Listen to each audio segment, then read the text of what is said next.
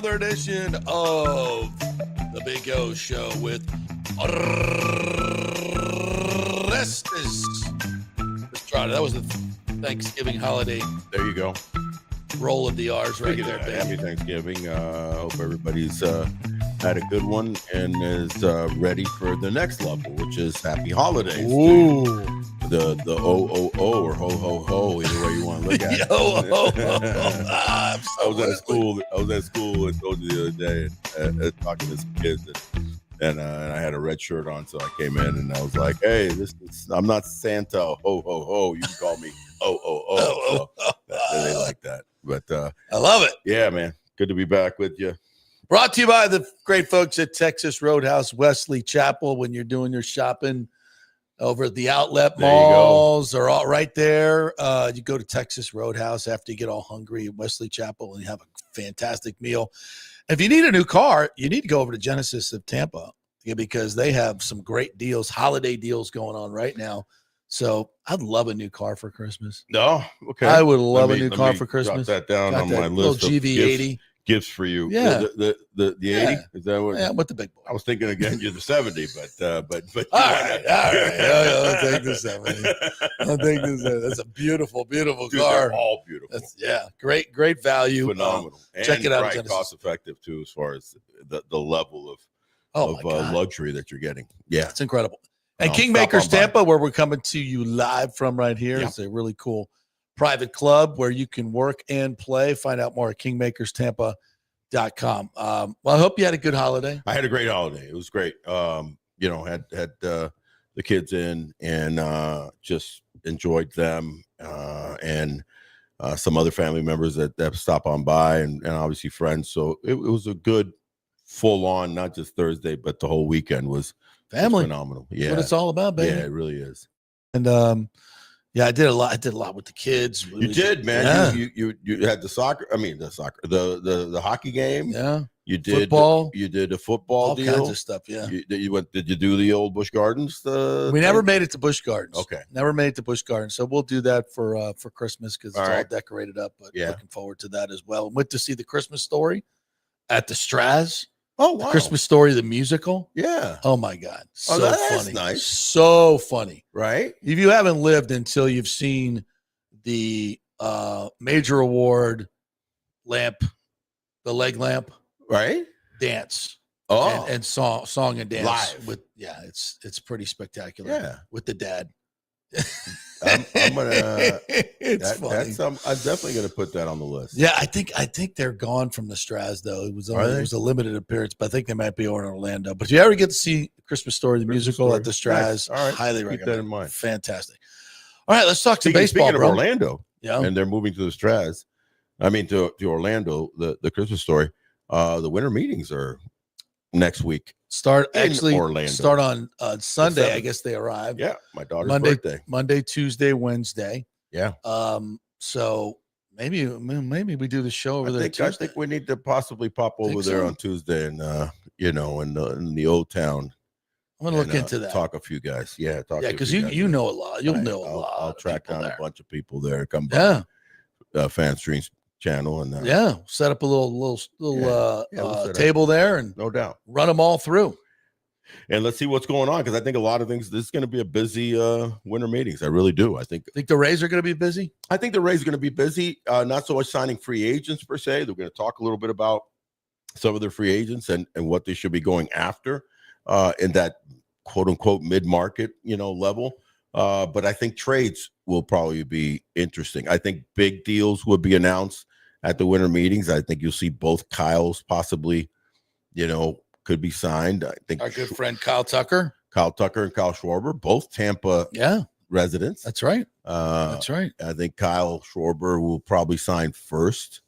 And Tucker probably will wait to see what that market bears for Schwarber. And then you'll see Tucker go after that. I mean, when you break those two guys down as two completely different ball players, and Schwarber, you've got not just a veteran bat, but you got a guy that's proven himself in the regular season and also in postseason. That's right. And you haven't really seen that from Kyle Tucker yet.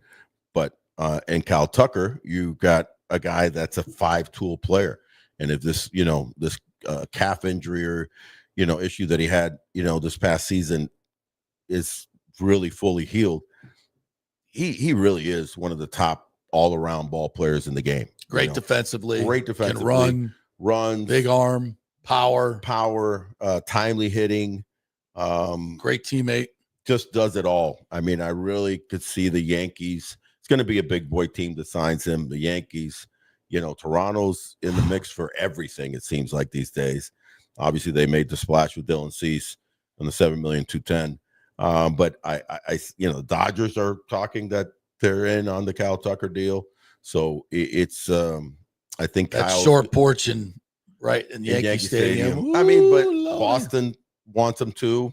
The wall in left, he's such a batsmith that you imagine how many doubles that he would hit off the wall. He would be like, Wade Boggs-esque. Yeah. So he could lead the league in hitting, peppering that wall and hit 330. So this kid is really, really multidimensional. So he's going to be an interesting sign. Is he going to get to the 10-year 400 is what he's probably looking at? I don't know. It'll have to be a bidding war at that point, but he's going to be close to it. I really think that he'll be kind of close to that. So the winter meeting is going to be interesting. There's some pitchers out there that are still not signed after the Dylan Cease deal. It was interesting. Toronto $400 million for Kyle. Yeah, I think he'll come. He does a lot of charity work here locally, and just I think he'll come close to building 10, a house 10 for 4 again because of his age. So then you can look at a guy that's that can give you the value. And you're not signing a 32-year-old for 10 years. Right. You're signing a 29-year-old. So it's a big difference. I'm going to have to make him pay for his green fee next time. 100% at the Sorry, but you're on your own this time. He's going to tell you he's got a $9 million house that he's building. So, I got to feed the family. I got to feed the family. Baby needs new shoes. It is Christmas. So, yeah, both those guys are. Kyle, you're on notice. They're going to have a wonderful Christmas. I'll tell you that much. And so will Jason Romano, his agent. Yeah, hello. J-Ro. What's 10% of that? And he's such an unassuming. I love. I know he's not going to get 10%. No, he's not. No, he's not. What do you get? 1%? 400 million? What do you? I don't know. And let me text him. Anyway. Those guys aren't paying 10%. They're paying like 5%.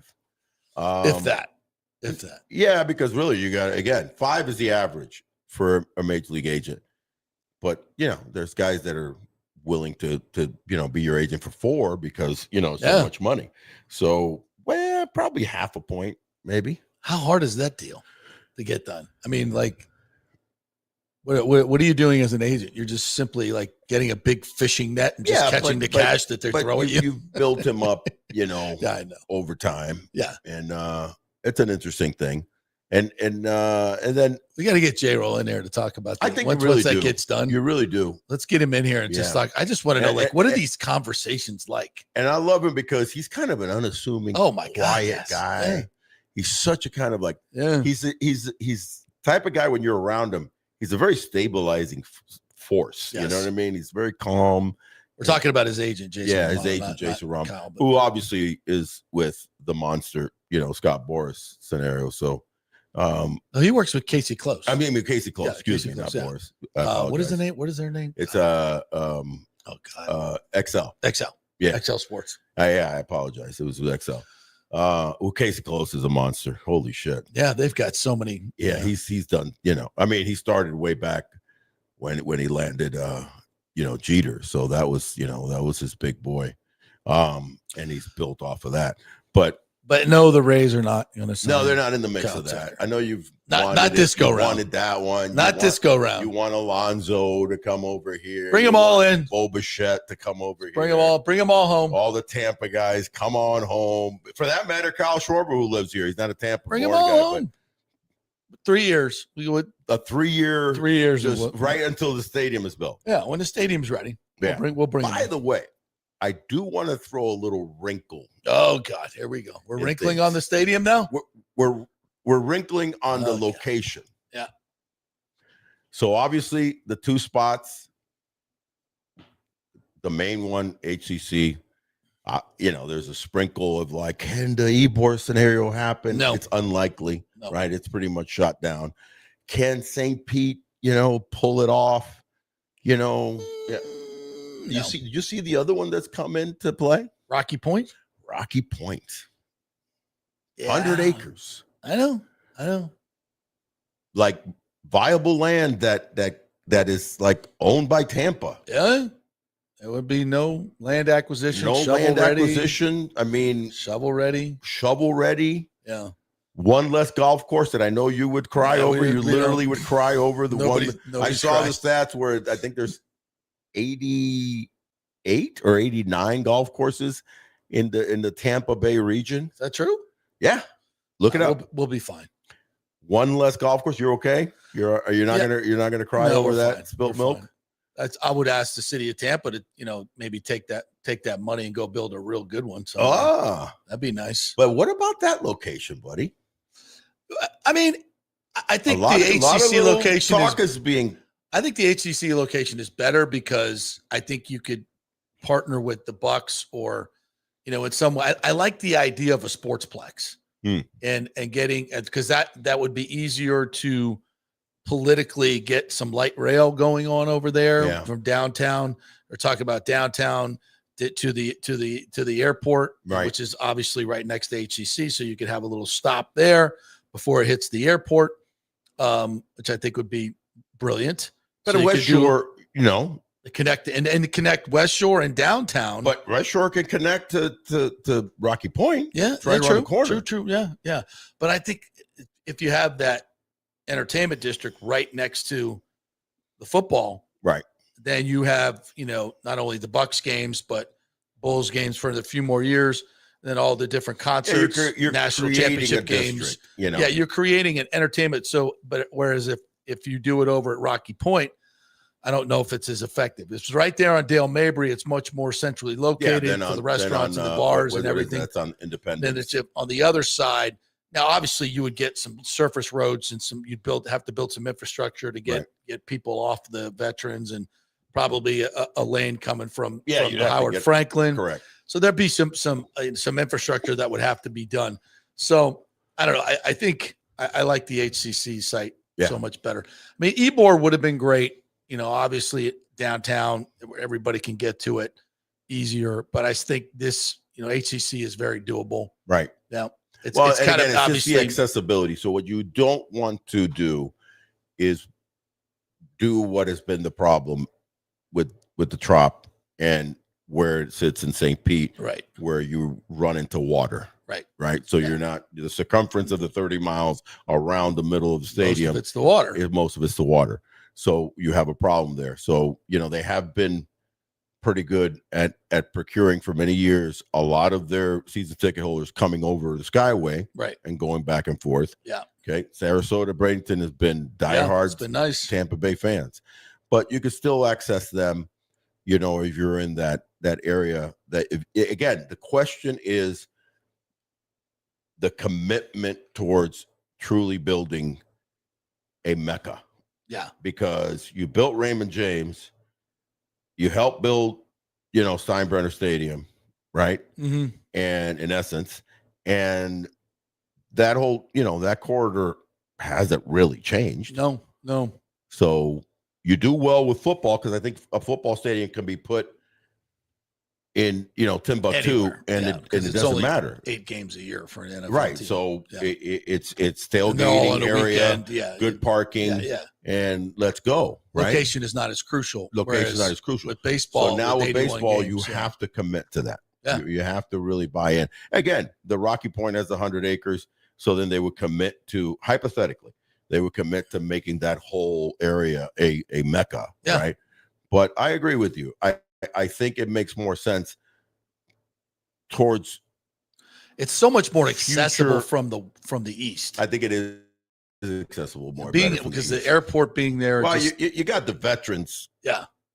Right there, that'll drop you off. Yeah. For Rocky Point. Yeah. You've got Courtney Campbell, which would be a major lockup because it's not really that big a bridge type of situation. It's not like the Howard it's Franklin. not terrible, but I think HCC is better. Yeah, I think it would then lend you're itself. bringing in from Pasco easier probably. Yeah, and you still can bring in the Orlando future fandom that once the Bright Line is built that comes in downtown. The key to this, I think, in the end, is having the vision, and I think they are looking at it, of next level 5-10 years from now, making this a mecca. Yeah. Right. So a sportsplex. A sportsplex where it's noticeable throughout the whole United States. Yeah. It's like a place that, I'm going there because this is you're gonna have 25 to 35 stadium events at Raymond James in terms of concerts, bowl games, national championship game coming in 2029, Super Bowls, 2 bowl games, all who knows that. The WBC down the road, not this next one, maybe. And then you have 81 base of course games. Not this next one, but I'm saying the 29. Yeah, you have the base games at 81. Do you retrofit it for a soccer stadium as well, like they did in Atlanta? But the bottom line is you're probably in the baseball stadium. You're going to have 150 to 200 events there. Yeah. So you're constantly in that Dale Mabry, Midtown. Light rail gets in there, connects West Shore, downtown to Midtown, maybe bring something up from South Tampa, up Dale Mabry. I mean, it's just it's perfect. Right. From a location standpoint, I think it's so accessible. You're bringing in the whole, Brandon area, obviously Orlando, it's closer. So I think it's a winner. Yeah. I think it's a winner.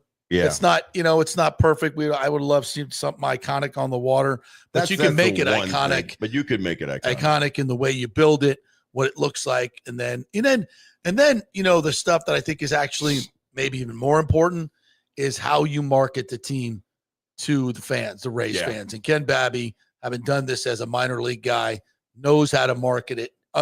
They've already cut prices dramatically. They had a Black Friday sale. Oh, and this was, I put this out on Twitter. You get 2 outfield seats plus parking, 2 good outfield seats plus parking. Which is how much? $20. How much? At least 20. Less than 30. Yeah. For both tickets and free parking, less than $30, $26 and free parking out the door. $30. And if you wanted section 107 right behind home plate, what? If you want section 107 parking, 2 tickets total out the gate, no fees on the Black Friday sale. How much you think? Behind home plate, 107 right there. $100. $60. Wow. $60 out the door. $64 out the door for 2 tickets behind home plate for the Reds. Yeah, that's unprecedented. Yeah, they are making it affordable again for offered. Yeah, and they had the $10 tickets that they offered. So this is not the past regime where we're going to price our own fans out of the Yankees and Red Sox games. Right. No, this is a whole different deal. They want to cultivate St. Petersburg market, Sarasota market, and now the Tampa market. While they're in St. Pete, and that's the magic. Once you open up the sportsplex, that's what I'm talking about. That if you make it, magic enough, it's outside of the Tampa Bay area that you're bringing in. It's outside the Florida area that you're bringing in. Right. Again, you go back to the example of the Battery, and how many millions of people from outside of Georgia come to visit that. Yeah.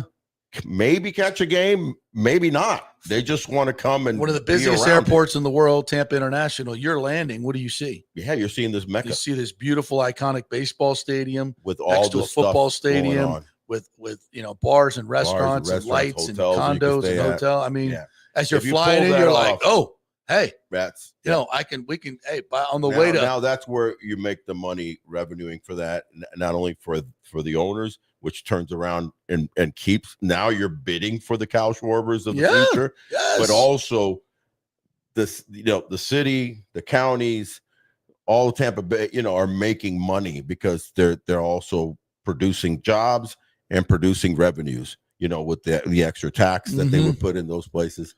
But what about HCC? Yeah. What about the college? You can't get rid of it. The college will be protected. College will be all right. And they'll benefit. Yeah, the part there'll be from what I'm hearing from some of the board members. It's a win-win. Right. They love the idea. They're going to keep the new buildings, build, have a presence there. And they've got 5 other locations. They'll be fine. They'll be fine. All right, let's get into some of these moves that the Rays have made. By the way, shout out to Xavier Isaac, who had life-saving brain surgery, and is going to be ready for spring training. He's going to be completely healthy. Boy, that was something that came out of nowhere, and God bless him and the doctors that I think it was in the Duke Medical Center that took care of him. Yeah, Duke Medical Center. So shout out to Xavier Isaac, and good to know that he's going to be ready for spring and ready to go. Yeah, after having gone a few years ago with my wife having brain surgery and how delicate that is. Yeah. These guys are incredible how they can be life-saving. And he was kind of quiet. I mean, because this guy went on the IL and obviously didn't finish the season, but nothing was said about that until just now. And he's still not really divulging a lot of he wanted to keep the it quiet. particulars of what type of, whether it's a tumor, an aneurysm, whatever it was. But the bottom line is he's healthy. He's a big boy. He's a big first baseman with a lot of thump. And they're real high on him, Speaking of the new stadium, we can expect him to arrive. I think really nicely about the same time. Yeah, maybe he's 22 years old. Yeah. Maybe you'll see him, in the next couple of years, get a little cup of coffee here. Again, we talk a lot about the injuries that the injury bug that the Rays have had. Jonathan Aranda, notwithstanding, he missed a good portion of the season. So that's a kid that you got to keep your eye on. In Isaac, real big thumper bat. The Rays, when you look at the deal that they just did, obviously it was kind of weird with Jake Fraley, where they traded for him. They DFA'd him. DFA'd him. Then, they had this was all kind of know what they were going to do. They needed to protect some of their young bloods from the Rule 5 draft. But there was the understanding that, okay, you're going to be off the roster, but we're still going to sign you, then put you back on the roster later on after. So they're allowed to sign, whoever they want. And then later on, designate them back on the 40-man and obviously on the 26. I like the signing. Here's the problem that I have with Jake Fraley. And it's not a problem per se. I guess it is. Let me be candid. He's not the answer. He's just a guy. He's nice. Guy. He's good. In fact, against right-handed pitching, he's real good. Yeah. Like for the average major leaguer, he's above average, right? Way below average when lefties are into play. So he's a 175 hitter against lefties. So you're pretty much going to have to platoon him. So what does that mean? So when you look at the outfield situation right now, they made the trade for cash for Ryan, I believe it's Vilade. Yeah. How they pronounce it. I actually like this kid, by the way. This is a righty guy, outfielder. He's crushed in AAA. Hit 29 doubles last year, 17 homers. Had like a 370 on base percentage. Nice body, well built, can play third base too. So he's an emergency guy. I actually like this kid a lot. So now these two guys platoon. You're gonna right field? Now. I mean, so when we look at like the Rays needs and what you have right now, they need a corner outfielder with thump. Right? It's not Jake Fraley. I don't feel. I don't think Fraley, it's Ryan. A platoon? They have to platoon him. So, but why not try to make a deal again? That's where Brandon Lau comes in the mix. And all these 3 categories that I'm going to talk to you about, 4 categories. Brandon Lau comes into all these 4 categories. All right. Because one category is corner outfield. All right. So what do you got? So what do you have right now in the outfield? You've got Mangum and DeLuca, which I don't mind. I don't mind that platoon. I would play Johnny DeLuca against lefties. Jake struggles a little bit against. He's a switch hitter, but he struggles not a lot, but he struggles a little bit.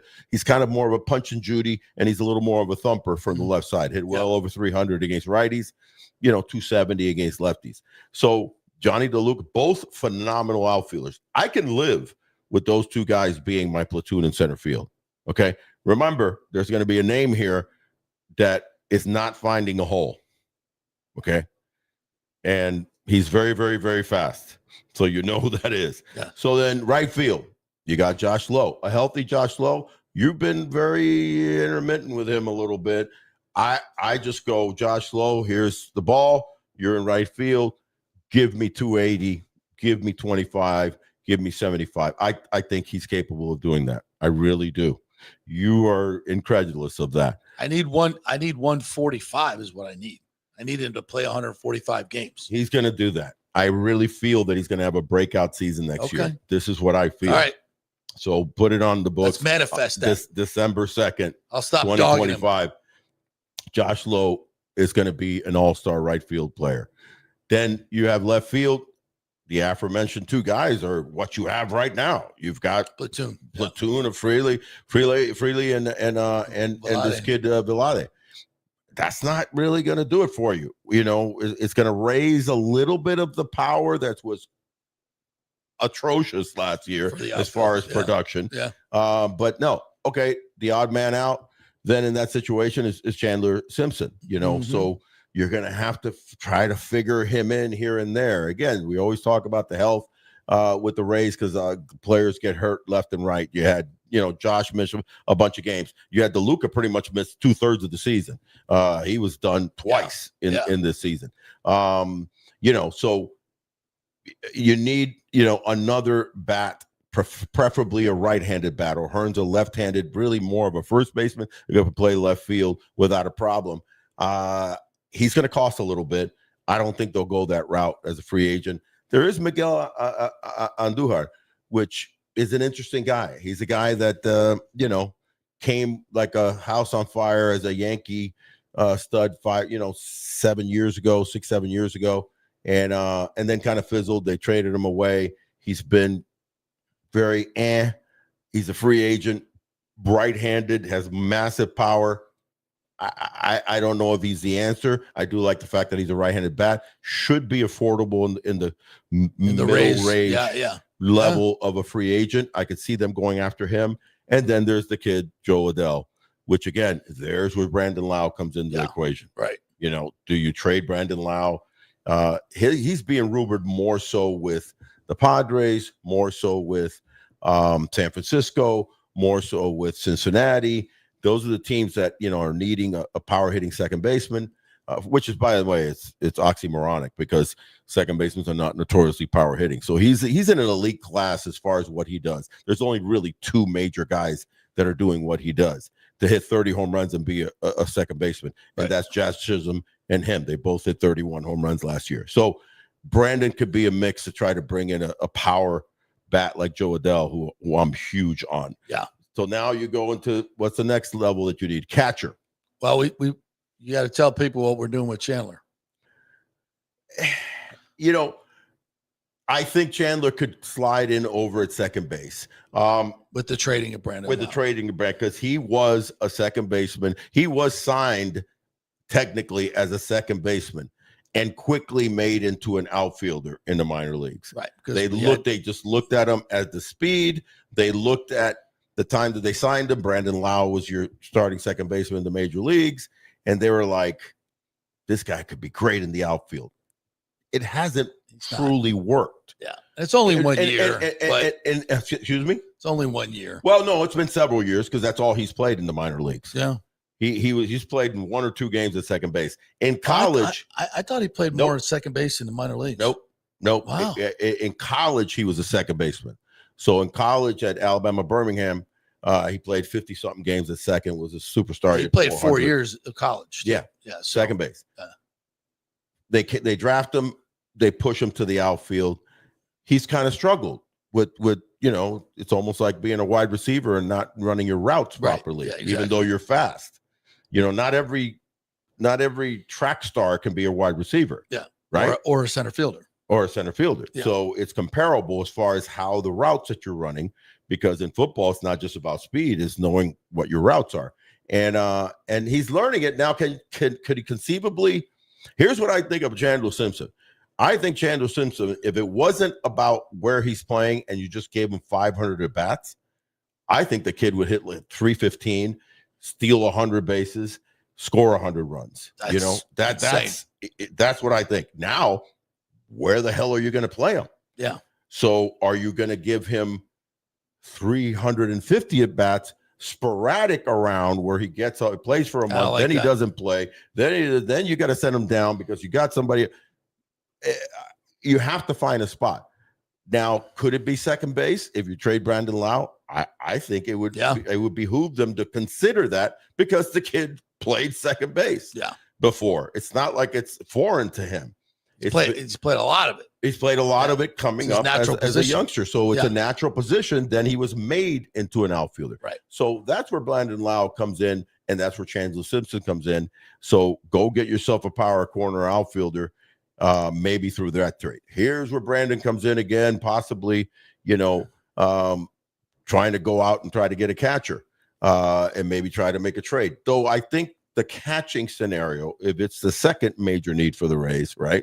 Mm-hmm. In fact, that might be the number one need, but I'm just going the needs, 4 needs. It's what do you got? You got Nick Cortez, you got Hunter Fiducia, you've got a young stalwart kid that is really highly touted and could be quote unquote your catcher of the future, and Dominic Keegan. All right. Nice arm, nice body. Work not so far at the high level defensively. He's working on. He's got really good bat. Okay, so but he's probably not ready. Right. Right. So what do you got out there? You got JT Realmuto.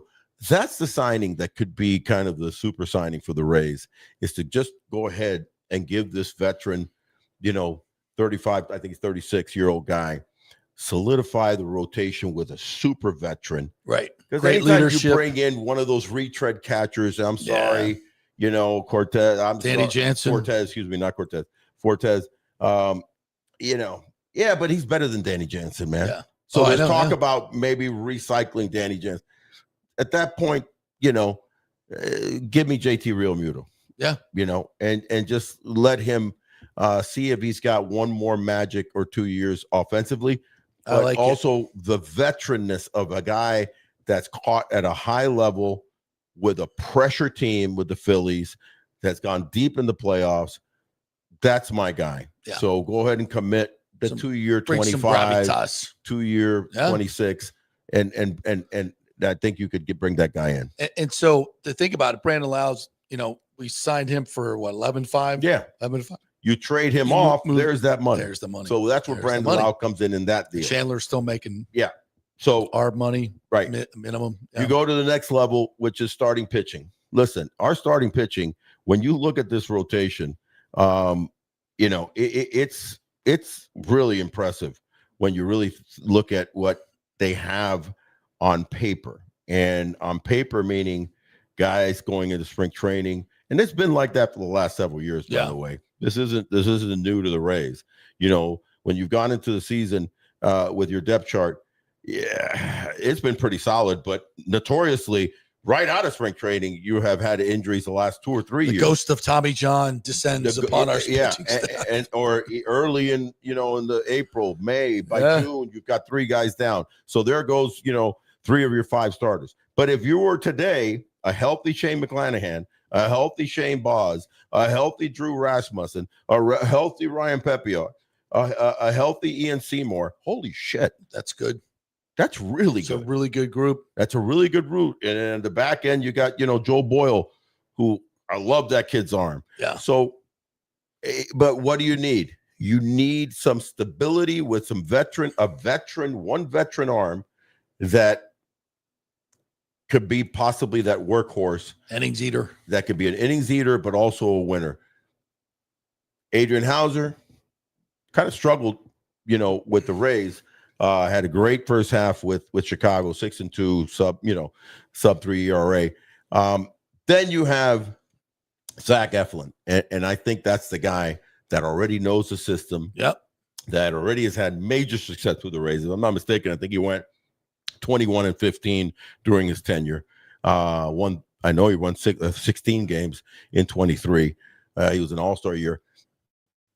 That's the guy to either, to go after and give him a few bucks and have that quote unquote Charlie Morton kind of guy back in the fold.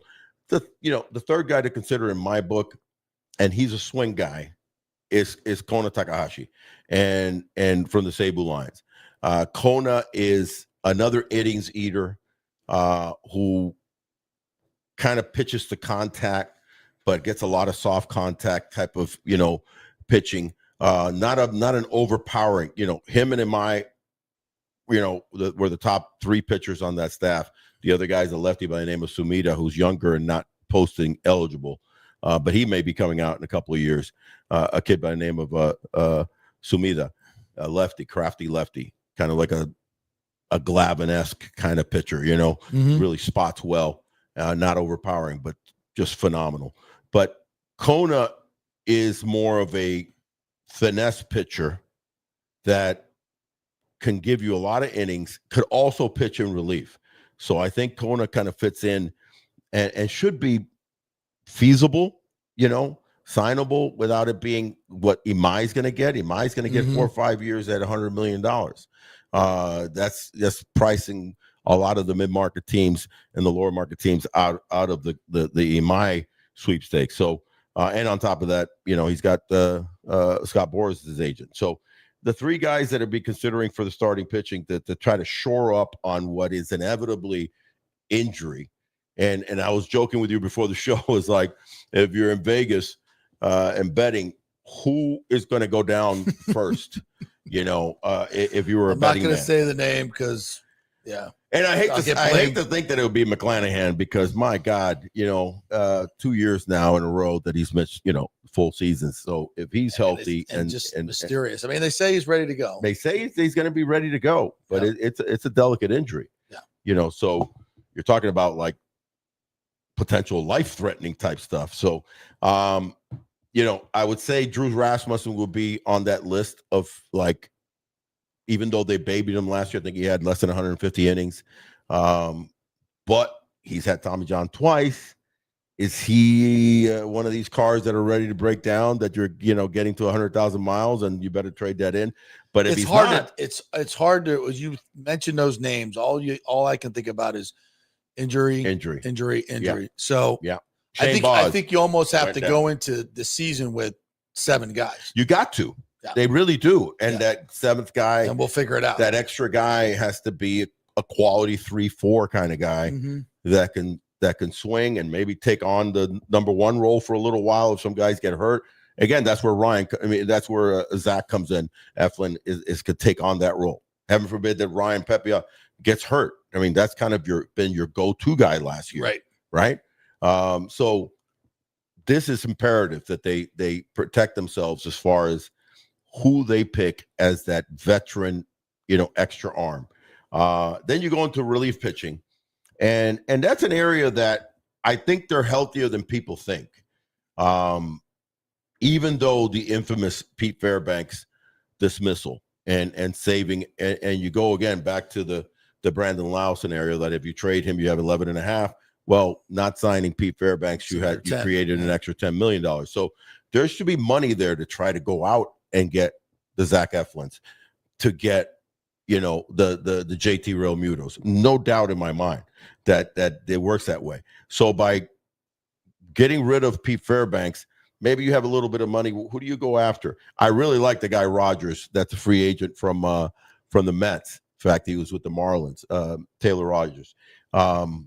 Why? Because he's a true submariner, and it's kind of adds another dynamic to your bullpen. And I'm always a believer in the bullpen, especially as much as it's used now. For specific three hitters, and you're using 6 guys to close out games most of the time now. You need that lefty, hard throwing from the top, lefty from here, different arm angle. If you get a different arm angle from this guy, and he's actually been very successful, though he struggled a little bit when he got traded to the Mets, that's an interesting guy. And then again, I re-mentioned Kona Takahashi as being a guy that can be a swing gate guy that can start for you at times, but you could use him in the bullpen, and there's nothing wrong with trying to appeal to that Japanese fandom if you can for future years. So what do we have right now? I really like this bullpen. I'm going to be honest with you. Griffin Jacks probably looks to be the closer, but notoriously for the Rays, they've had different closers at different times, and they've used, they don't actually. When was the last year that they had a solid, closer, and it was the infamous Arrow, my boy. Now I'm forgetting his name. Went to Seattle. Yeah. Oh my God! Goodness, I can't believe we're both brain farting on it. We're brain help farting. Help us out in the comments. And, the Dominican legend. But so bottom line, Griffin Jack should hold down the fort. But the guy that's going to be Mike H says Uceda should be the closer. Yeah, he stole me. Edwin Uceda should be probably considered as the closer. The second half that he had of the season was just phenomenal. Fernando Rodney. Thank you, Mike. Yeah. The reason that he always confuses me is because he's got an American last name. So I'm thinking of a Latino and I'm going, hey, Rodriguez, San Martin, de los Santos, Fernando Rodney. Yeah. That's the last guy that they really, truly and Fairbanks had a couple years ago was really good. Yeah. But he's diminished. He's gone from a 14 strikeout even then, and 9 to But even 8. then, and he had 27 and I think, saves, and he was your closer, quote unquote. It never was locked down. Never was locked down. So I think the combination of Jackson and Uceda would be the I really like Clevenger and what he did in the second half. Hunter Biggie, I think will come back from his injury. We're talking about a scary injury, getting hit in the face. Manuel Rodriguez also coming back from injury. I like a lot.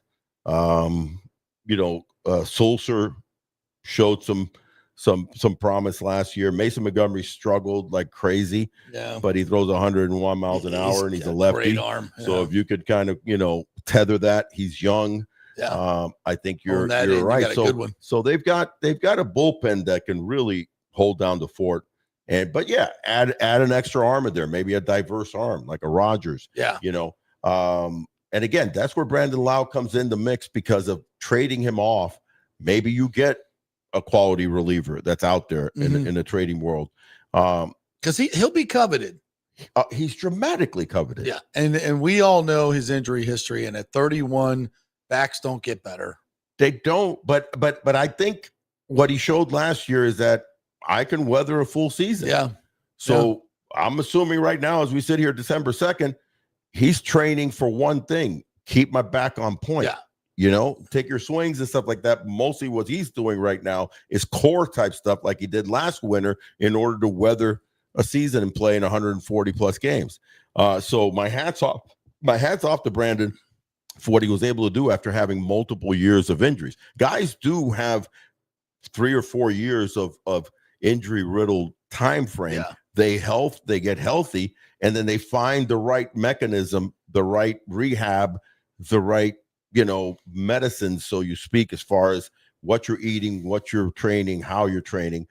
And then you have guys that'll go healthy for 4 or 5 years, so if he's healthy, he's got 4 or 5 years of 30 plus home runs in him. If you can trade him for a younger corner outfielder with similar power, right, Joe Adell, for instance, I mean, that fits very well for where the Rays are. And cost-wise. Cost-wise, it helps you there. You replace the home runs. Yeah. But you can also keep Chandler Simpson in your lineup at the top as a major, unless there's a real problem with Chandler Simpson playing second base that they know and we don't. Yeah. But again, the kid, all he played coming up was second base. Yeah. So he's got to suck dramatically at second base. And if that's the case, then what is he, a DH? And he's not going to be a DH. He's got to be serviceable. Yeah. So he's got to be serviceable. It should be something that they would be considering once, if and when. And I actually believe it's not when. It's not if, it's when Brandon Lau gets traded. So, why? Because he's at optimal desire right now. So you just got to, that trade has to benefit you dramatically by some of these things that you're filling in.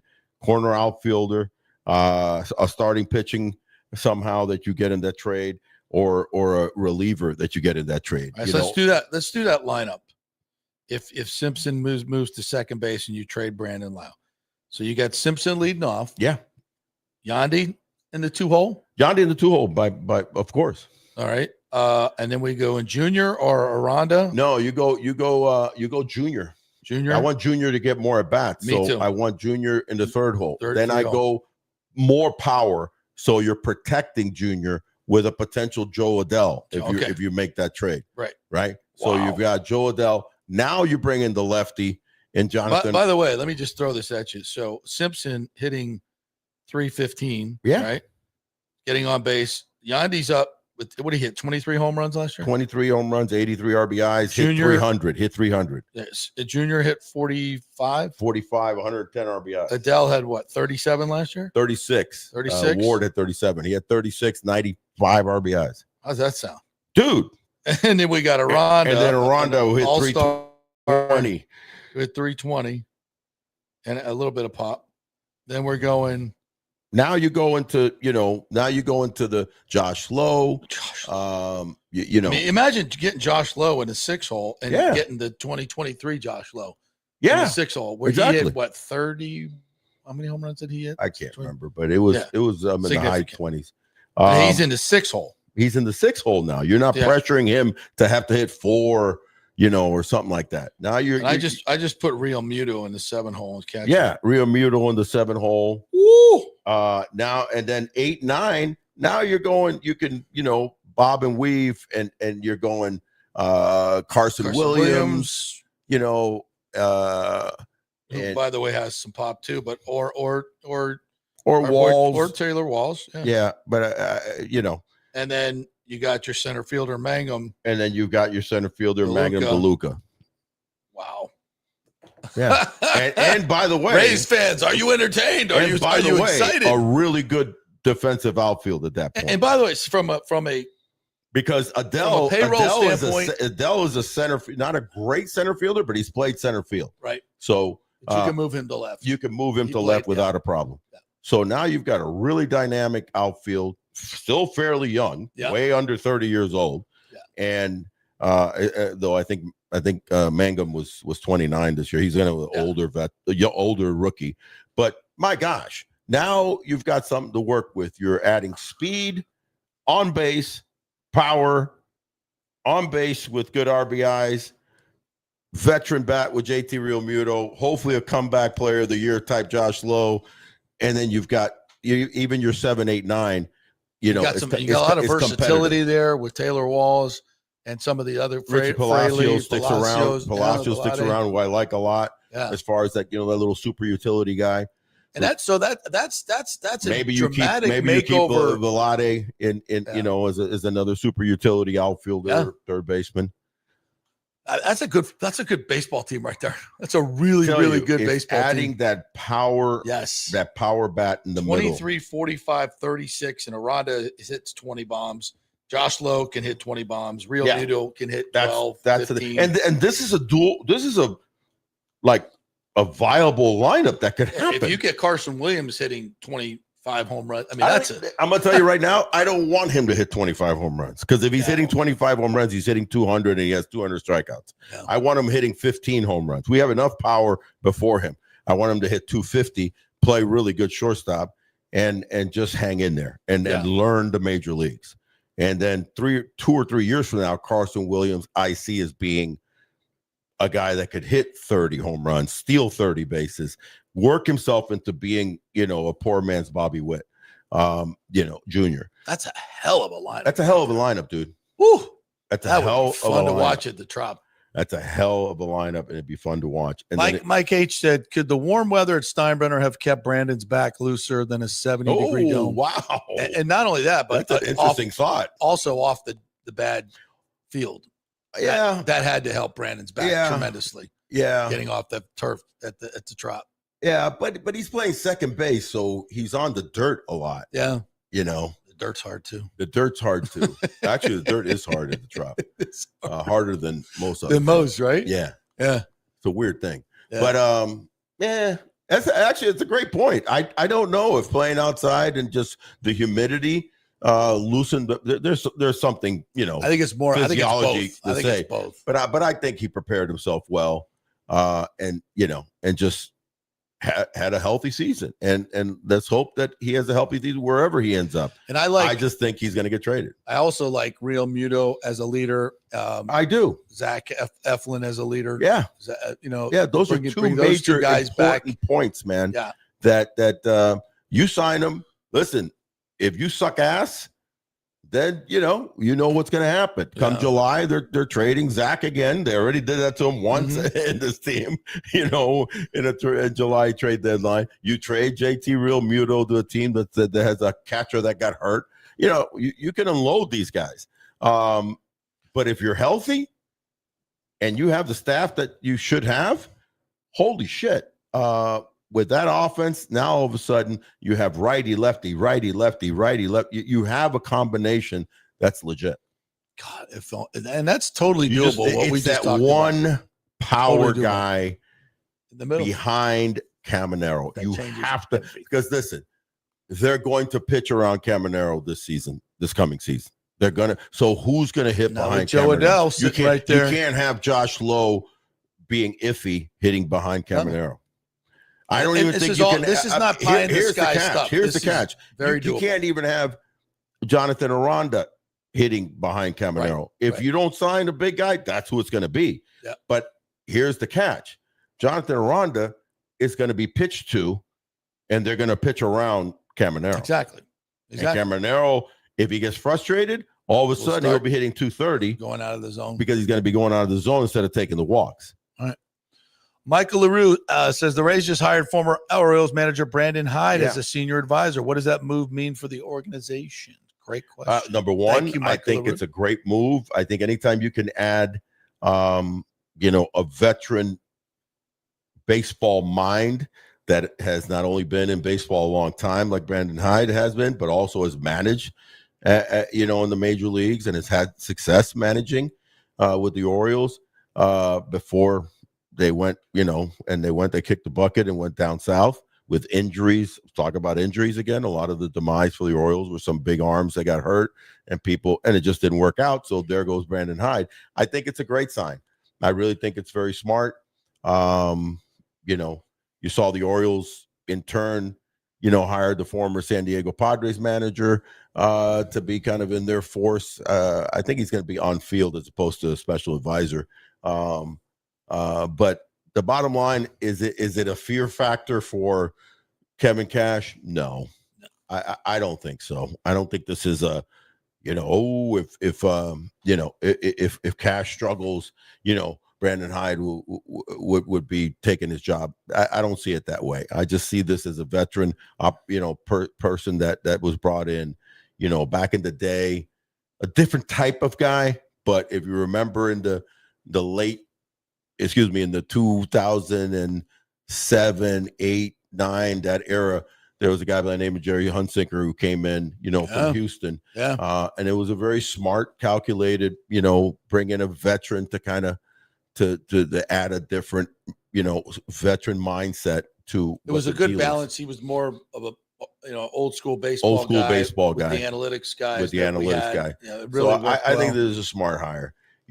If you're going to start second guessing the Kevin Cash situation, if they start rough at the beginning of the season, then you're going to be going to like an FSU situation. Why? Yeah. A Mike Norvell situation. Yeah. Because what does Mike have over his shoulder that lives in Florida State? Former head coach. The ghost of Bobby Bowden? No, the other boy. Oh, Jimbo Fisher. Jimbo Fisher. So the Jimbo Fisher analogy back to Tallahassee, would be Joe Madden. Yeah. Joe Madden would be the Jimbo Fisher because he's right here in Tampa. Yeah. Hasn't taken a job with anybody. Yeah. Sitting right here, knows the team very well, knows the organization. So that would be, I would be more, if I'm Kevin Cash, I'm more concerned about Jimbo Fisher over here and Joe Madden than I am about. We got lots of former managers getting in line. Yeah. So, but that's the guy that I think the fans would kind of look at and go, why aren't you bringing back Joe Madden? And by the way, Joe Madden would like to manage again. Yeah. Yeah. He's told you that? Kind of, sort of. Yeah. I think I would hire him in a heartbeat. Absolutely. Michael LaRue asks you, would Cardinals outfielder Lars Nootbaar Be a good trade target for the Rays. But he Interesting. killed the Rays this year. That's for sure. He did, didn't he? Yeah. He's a nice player. Newt Bar. I like him. Yeah. Team Japan.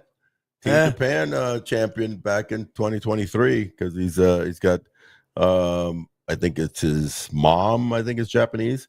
Yeah, I mean, but I look at Lars kind of like a Josh Lowe, and again, he's lefty.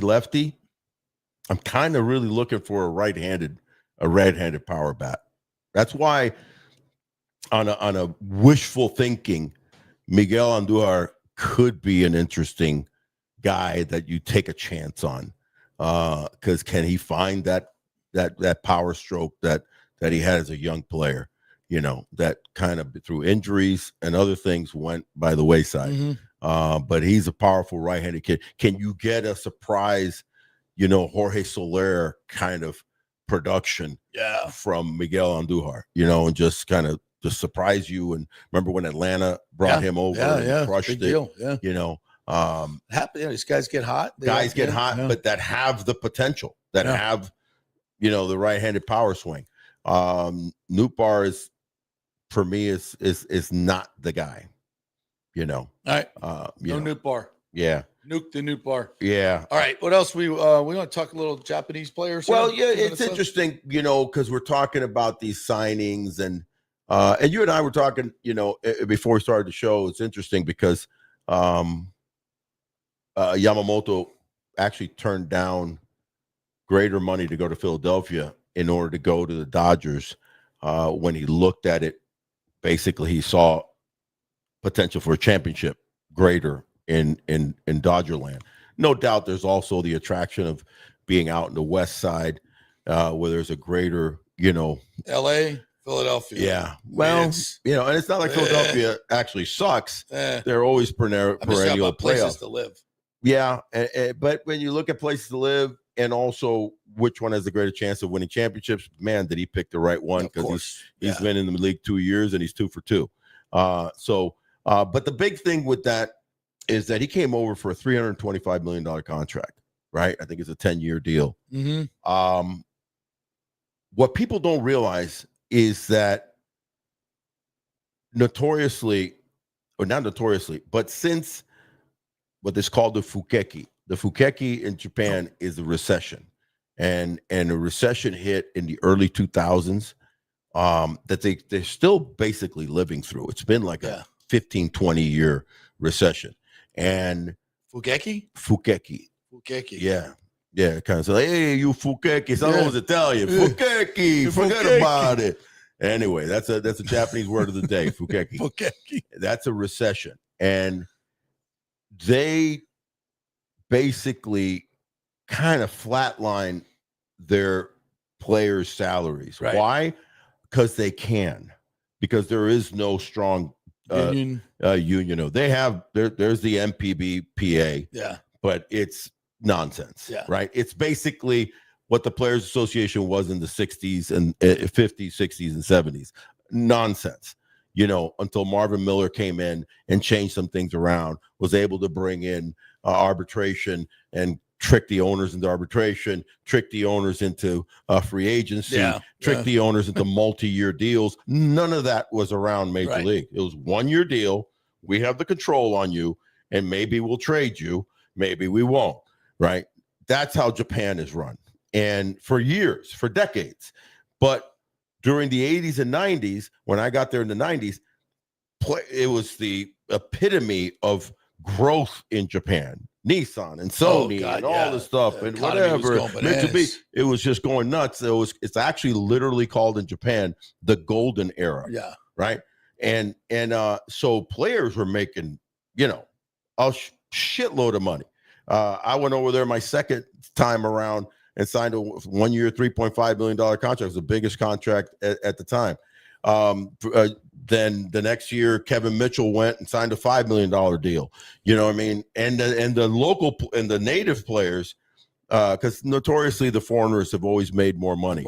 Because they're brought in. The native player, the local players were still making 2.5, 3. That all kind of got stagnated. in the early 2000s, to the point now that the top salary in Japan, I believe, was $3.8 million last year, and I believe it was Murakami. That's nothing. Yeah. So the average salary is Baseball. dropped now to less than $1 million all these for a guys major want league. to go.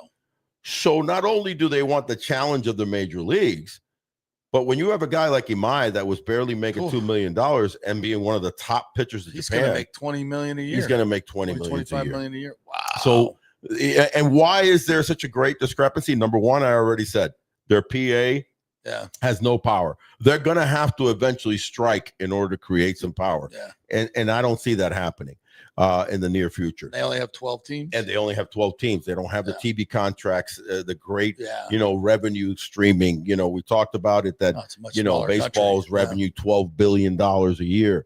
They're in, toe to toe with the NBA. Obviously, football's at $22 billion. But regardless, there's just not enough money to be made over there.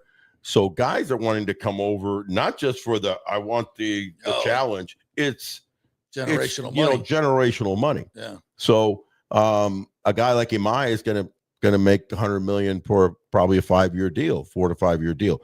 So it's just kind of for the people to understand that the Japan League, though it is number 2, there is no other league that even comes close to what the MLB is. So what have you advised Imai?